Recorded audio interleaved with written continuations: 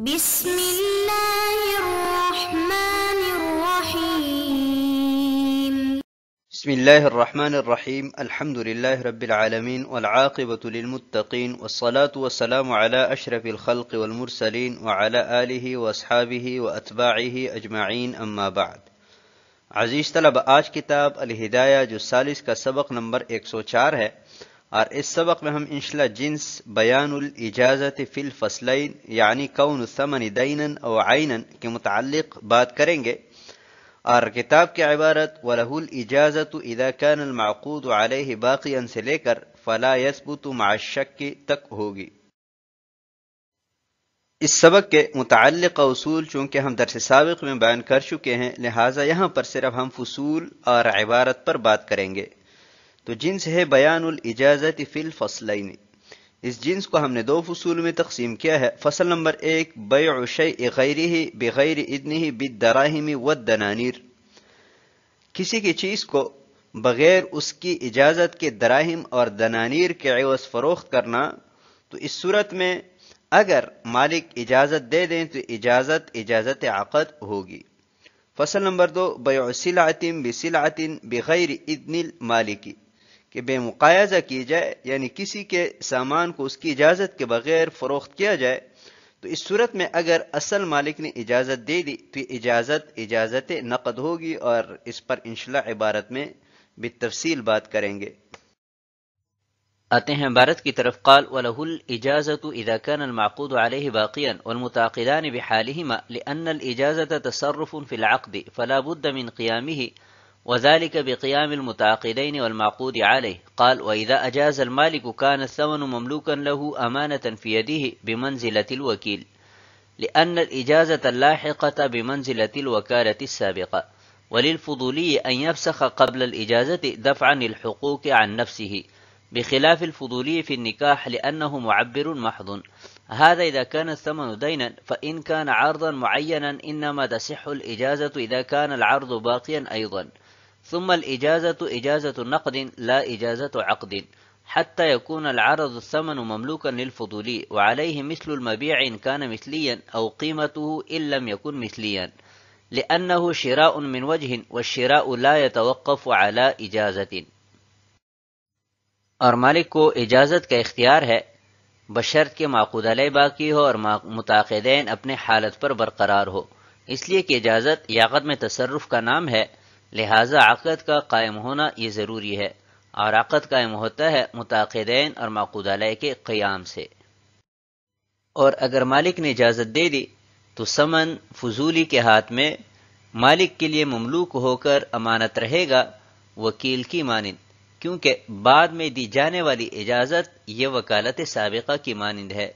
اور فضولی کو اجازت سے پہلے عقد فسخ کرنے کا حق ہے اپنی ذات سے حقوق کو دور کرتے ہوئے، برخلاف نکاح میں فضولی کے، کیونکہ وہ محض تعبیر کرتا ہے۔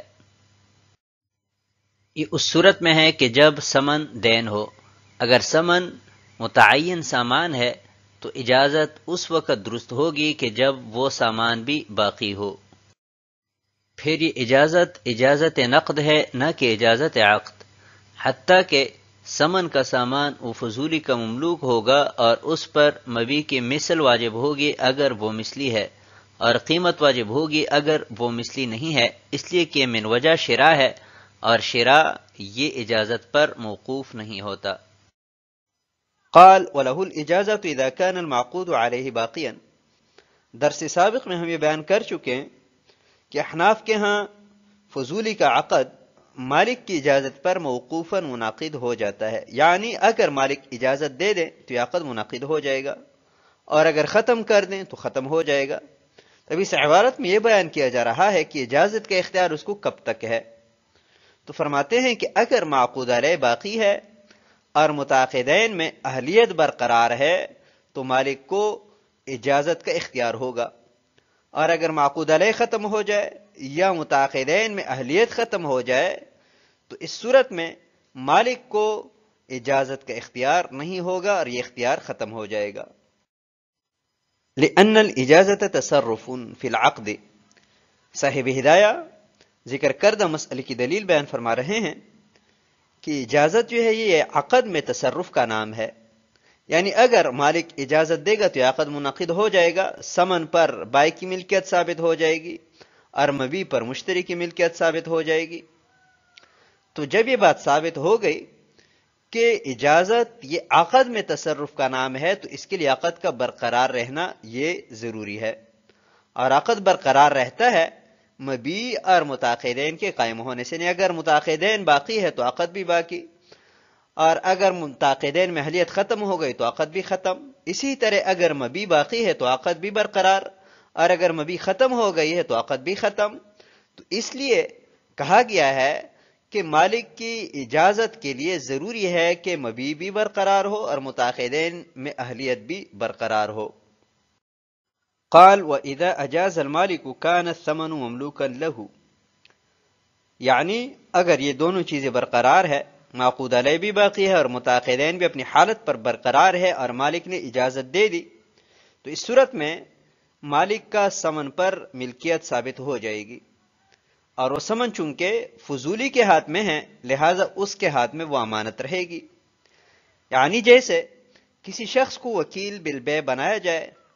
وہ چیز فروخت کرتا ہے، اس کے ہاتھ میں ثمن آتا ہے، تو وہ ثمن وکیل بالبیع کے ہاتھ میں وہ امانت ہوتا ہے، یعنی اگر بلا تعدی ہلاک ہو جائے تو وکیل ضامن نہیں ہوتا۔ تو اسی طرح یہاں پر فضولی بھی وکیل بالبیع کے معنی میں ہے، لہذا جب مالک نے اجازت دے دی تو ثمن فضولی کے ہاتھ میں امانت ہوگا، اور اگر بلا تعدی ہلاک ہو جائے تو فضولی جو ہے وہ ضامن بھی نہیں ہوگا۔ لأن الإجازة اللاحقة، یہاں سے صاحب ہدایہ بطور دلیل ایک اصل بیان فرما رہے ہیں کہ بعد میں عقد کی جو اجازت دی گئی ہے یہ وکالت سابقہ کی مانند ہے، یعنی ایسا ہے گویا کہ فضولی مالک کی طرف سے وکیل بالبیع تھا اور اس کی طرف سے انہوں نے وکالتاً یہ چیز فروخت کر دی، تو جیسے وکیل بالبیع کے ہاتھ میں ثمن وہ امانت ہوتا ہے، ایسی ہی فضولی کے ہاتھ میں بھی یہ ثمن امانت ہوگا۔ وَلِلْفُضُولِيِّ أَن يَفْسَخَ قَبْلَ الْإِجَازَةِ، پہلے بیان کیا جا چکا ہے کہ وکالت کی صورت میں حقوق یہ وکیل کی طرف لوٹتے ہیں، تو اس صورت میں بھی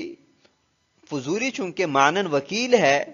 لہذا حقوق کا اس کے ذمے ثابت ہونا، اس سے بچنے کے لیے اس کو یہ اختیار ہے کہ مالک کی اجازت سے پہلے اس عقد کو فسخ کر دیں۔ البتہ اگر وہ فضولی فی النکاح ہے، یعنی فضولی بن کر کسی کا نکاح کروایا ہے، تو اس صورت میں اس کو اجازت سے پہلے نکاح فسخ کرنے کا اختیار نہیں ہے، کیونکہ نکاح کے معاملے میں وہ صرف معبر ہے، تعبیر کی ہے، حقوق اس کی طرف نہیں لوٹتے، لہذا اس کو فسخ کرنے کا اختیار بھی نہیں ہوگا۔ هذا اذا كان الثمن دينا، اوپر ذکر کردہ احکامات تو اس صورت میں ہے کہ جب ثمن دین ہو، یعنی دراہم، دنانیر یا اسمان کے قبیل میں سے ہر وہ چیز کے جو متعین کرنے سے متعین نہیں ہوتی وہ ہے، تو اوپر ذکر کردہ احکامات ہیں۔ اور اگر ثمن کوئی عرض معین ہے، کوئی ایسی چیز ہے کہ جو متعین کرنے سے متعین ہوتی ہے، وہ بطور ثمن مقرر کی گئی ہے، تو اس صورت میں مالک کی اجازت کی صحت کے لیے جیسا کہ معقود علیہ کا باقی رہنا اور متعاقدین کا اپنی حالت پر برقرار رہنا یہ ضروری ہے، ایسی ہی اس ثمن کا بھی باقی رہنا یہ ضروری ہوگا۔ ثم الاجازت اجازت نقد لا اجازت عقد، اس عبارت کو بغور سمجھیں کہ اگر ثمن وہ اعراض کے قبیل میں سے ہو، مثلا گاڑی ہے اور فضولی نے کوئی چیز اس گاڑی کے عوض بلا اجازت فروخت کر دی، تو اس صورت میں اس چیز کے مالک کی طرف سے جو اجازت ہوگی وہ اجازت نقد ہوگی، نہ کہ اجازت عقد۔ اس کو ایک مثال سے واضح کرتے ہیں کہ جمال فضولی ہے، یعنی اس نے زید کے 5 اونٹوں کو عمر کی گاڑی کے عوض فروخت کیے، تو اس مثال میں اونٹ جو ہے یہ مبیع ہے اور گاڑی یہ ثمن ہے، اور جمال یہ فضولی ہے، زید اونٹوں کا مالک ہے اور عمر یہ گاڑی کا مالک ہے۔ تو جمال جو کہ فضولی ہے، اس نے جب 5 اونٹوں کو جو کہ زید کے ہیں عامر کی گاڑی کے عوض فروخت کیا تو یہ بے مقایضہ ہے، یعنی سامان کی بے سامان کے عوض کی گئی ہے۔ تو اب زید جو کہ 5 اونٹوں کا مالک ہے، اس نے فضولی یعنی جمال کو اجازت دے دی، تو یہ اجازت نقد ہے، یعنی اس کو اس بات کی اجازت دے دی کہ گاڑی کے عوض عامر کو میرے 5 اونٹ دے دو، نہ کہ پہلے عقد موقوف کی اجازت دی۔ لہذا فضولی گاڑی کا مالک بن جائے گا اور اس کے ذمہ 5 اونٹوں کی قیمت زید جو کہ اونٹوں کا مالک ہے کے لیے واجب ہوگی، کیونکہ اونٹ ذوات القیام میں سے ہیں۔ اور اگر اونٹ کے بجائے زید کا غلہ فروخت کیا ہے، یعنی جمال جو کہ فضولی ہے اس نے زید کا غلہ فروخت کیا ہے، مثلا 100 من گندم ہے، تو فضولی جمال پر زید کے لیے 100 من گندم یہ واجب ہوگی، اور فضولی پر زید جو کہ اونٹوں کا مالک ہے اس کے لیے 5 اونٹوں کی قیمت یا غلہ واپس کرنا اس لیے ضروری ہے کہ ایسا ہے گویا کہ فضولی نے گاڑی خریدنے کے لیے زید سے 5 اونٹ یا غلہ بطور قرض لیا، لہذا اونٹوں کی صورت میں وہ قیمت واپس کرے گا، اور غلہ جو کہ ذوات الامثال میں سے ہیں اس صورت میں وہ غلہ واپس کرے گا۔ انہ شراء من وجہ، اور یہ اس لیے کہ فضولی جو ہے وہ من وجہ مشتری ہے، یعنی گاڑی کو مد نظر رکھتے ہوئے مشتری ہے کہ اس نے گاڑی خریدی ہے، اور اونٹوں کو یا غلہ کو مد نظر رکھتے ہوئے بائع ہے، لہذا جب یہ معاملہ من وجہ شراء ہے تو شراء کسی کی اجازت پر موقوف نہیں ہوتا، اس لیے عقد فضولی کے حق میں لازم اور نافذ ہو جائے گا، تو وہ گاڑی کا مالک بن جائے گا، اور اس گاڑی کی قیمت جو ادا کی ہے وہ چونکہ زید سے اس نے بطور قرض لی ہے جیسا کہ پہلے وضاحت کی گئی، تو اس کا مثل یا اس کی قیمت وہ فضولی پر واجب ہوگی۔ یہاں پر ایک اعتراض ذہن میں آ سکتا ہے کہ آپ حضرات نے اونٹوں کو بھی قرض قرار دیا، اور حالانکہ قرض کا اجرا وہ مثلیات میں ہوتا ہے نہ کہ قیمیات میں، تو اس کا جواب یہ ہے کہ بات بالکل درست ہے کہ قرض کا اجرا مثلیات میں ہوتا ہے نہ کہ قیمیات میں، لیکن یہاں پر قرض کا جو اجرا قیمیات میں کیا گیا ہے تبعاً ہے، اصلاً یہاں پر بے کی گئی ہے، تو اس ضابطے کو مد نظر رکھتے ہوئے کہ یغتفر فی الثوانی ما لا یغتفر فی الاوائل، اس کے پیش نظر یہ معاملہ بالکل درست ہے، اس میں کوئی حرج نہیں ہے۔ آتے ہیں اگلی عبارت کی طرف، وَلَوْ هَلَكَ الْمَالِكُ لَا يَنْفُضُ بِإِجَازَةِ الْوَارِثِ فِي الْفَصْلَيْنِ لِأَنَّهُ تَوَقَّفَ عَلَى إِجَازَةِ الْمُوَرِّثِ بِنَفْسِهِ فَلَا يَجُوزُ بِإِجَازَةِ غَيْرِهِ وَلَوْ أَجَازَهُ الْمَالِكُ فِي حَالِ حَيَاتِهِ وَلَا يُعْلَمُ حَالُ الْمَبِيعِ جَازَ الْبَيْعُ فِي قَوْلِ أَبِي يُوسُفَ رحمه الله تعالى أولا وهو قول محمد رحمه الله تعالى لأن الأصل بقاؤه، ثم رجع أبو يوسف رحمه الله تعالى وقال لا يصح حتى يعلم قيامه عند الإجازة لأن الشك وقع في شرط الإجازة فلا يثبت مع الشك۔ اور اگر مالک فوت ہوا تو وارث کی اجازت سے دونوں فصلوں میں بے نافذ نہیں ہوگی، اس لیے کہ خود مورث کی اجازت پر موقوف تھی، لہذا اس کے علاوہ دوسرے شخص کی اجازت پر یہ بے نافذ نہیں ہوگی۔ اور اگر مالک نے اپنی زندگی میں اجازت دے دی تھی اور مبی کی حالت معلوم نہ ہو تو امام ابو یوسف رحمۃ اللہ علیہ کے پہلے قول کے مطابق یہ بے جائز ہے، اور یہی امام محمد رحمۃ اللہ علیہ کا قول ہے، اس لیے کہ اصل مبی کی بقا ہے۔ پھر امام ابو یوسف رحمۃ اللہ علیہ نے اس قول سے رجوع فرمایا اور کہا کہ درست نہیں ہے یہاں تک کہ مبی کا قائم ہونا اجازت کے وقت معلوم ہو، اس لیے کہ اجازت کی شرط میں شک واقع ہوا اور شک کے ساتھ اجازت ثابت نہیں ہوتی۔ وَلَوْ هَلَكَ الْمَالِكُ لَا يَنْفُضُ بِإِجَازَةِ الْوَارِثِ، سابق میں ہم یہ بیان کر چکے ہیں کہ فضولی کا کیا ہوا عقد یہ مالک کی اجازت پر موقوفاً منعقد ہوتا ہے، تو ابھی اگر یہ مالک ہلاک ہو جائے تو کیا وارث کو یہ حق حاصل ہے کہ وہ اس عقد کو جائز قرار دیں؟